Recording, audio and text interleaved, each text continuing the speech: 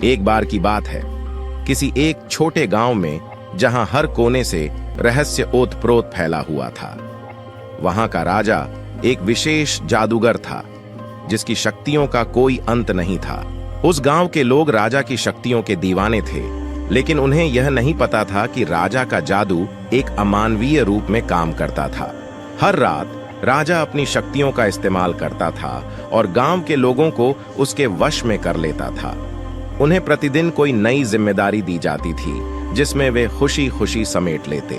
लेकिन एक दिन एक बहादुर युवक गांव में आया जिसने राजा की असलियत को समझ लिया।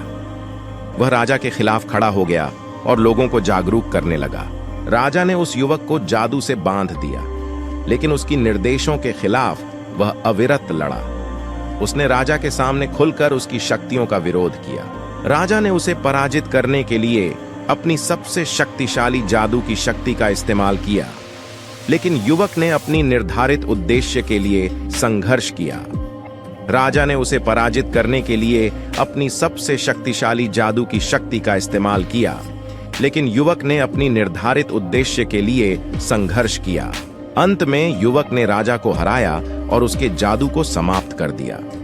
गांव के लोगों ने राजा को उनकी स्वतंत्रता वापस कर दी और उस युवक को नया राजा घोषित किया। इस कहानी से सीख यह है कि जादू की शक्ति का इस्तेमाल करने का तरीका बहुत महत्वपूर्ण है और हमें उसे सच्चाई और न्याय के लिए ही इस्तेमाल करना चाहिए।